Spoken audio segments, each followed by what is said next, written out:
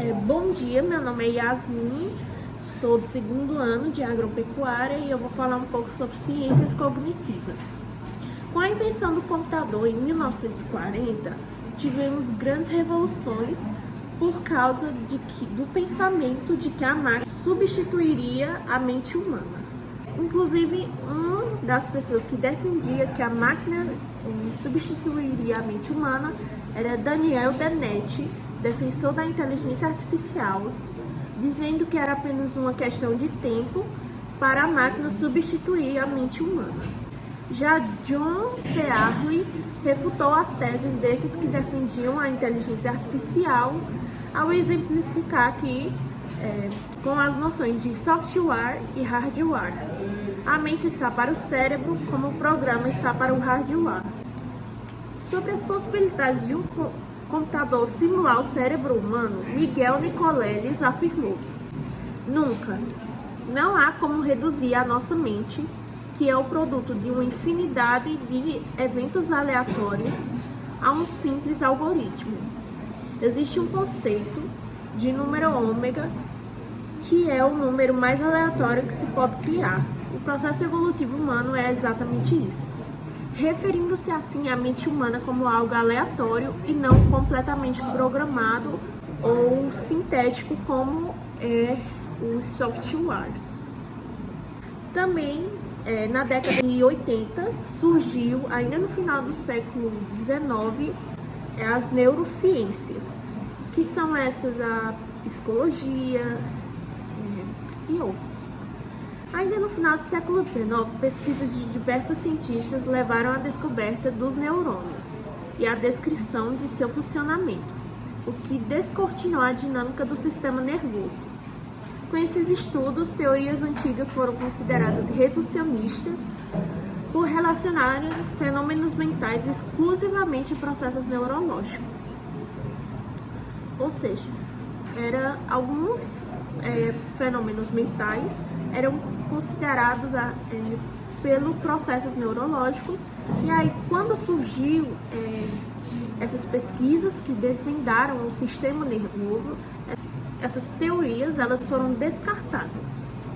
Na década de 1980, o avanço tecnológico na área médica, sobretudo o desenvolvimento de novas técnicas de diagnóstico por imagem, como ressonância magnética e tomografia, tornou possível conhecer melhor o funcionamento cerebral, por meio de estudos interdisciplinares de áreas como psicologia, filosofia, física, química, engenharia, antropologia e ciências da computação.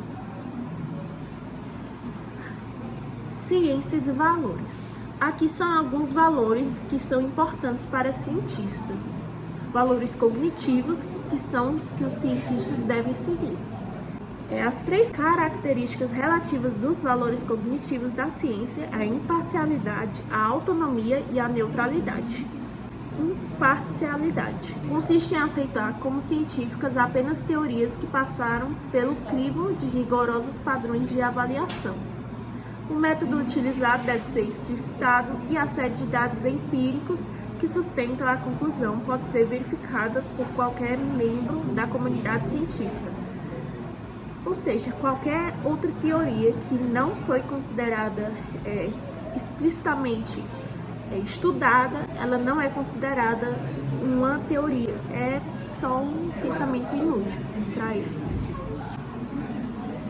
Um exemplo, eu não lembro o nome do homem, porém ele acreditava que ele tinha descoberto o crânio de uma raça que era parecida com os humanos, porém, na verdade, esse crânio ele era a junção de um crânio humano com algumas partes do crânio de outros animais. Autonomia.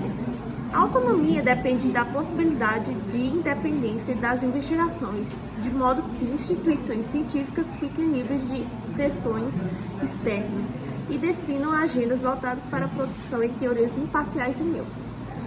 Um exemplo de fato de autonomia foi de Galileu Galilei, que foi julgado e condenado por motivos religiosos pela Inquisição, pois levantou a hipótese heliocêntrica de que o Sol estava no centro do mundo e era a oposição do geocentrismo.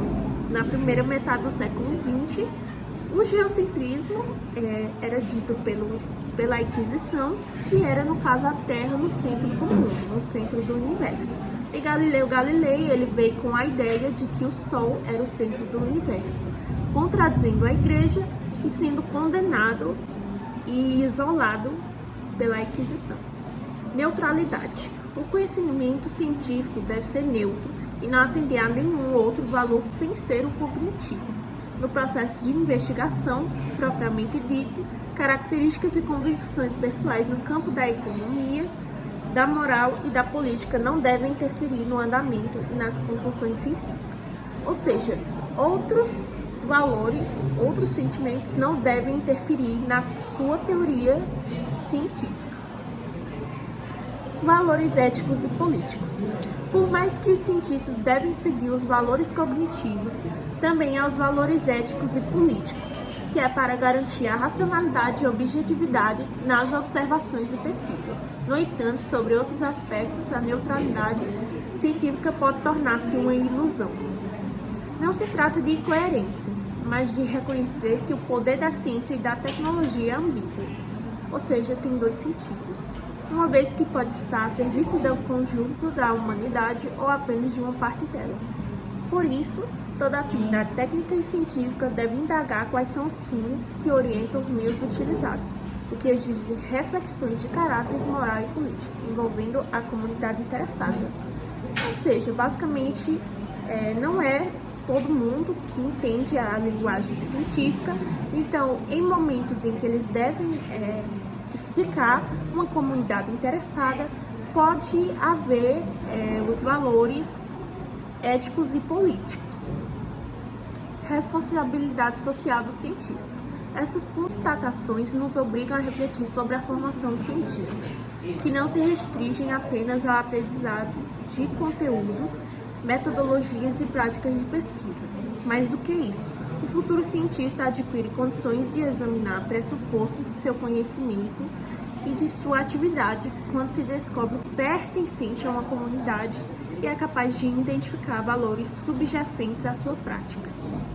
Ou seja, quando ele se identifica, quando ele se encontra em uma comunidade, ele é capaz de identificar valores subjacentes à sua prática, ou seja, encontrar valores além daquele valor cognitivo, sendo os valores éticos e políticos. Eu tenho 16 anos, esse é um trabalho do segundo ano de ensino médio de filosofia e meu nome é Yasmin, de agropecuária.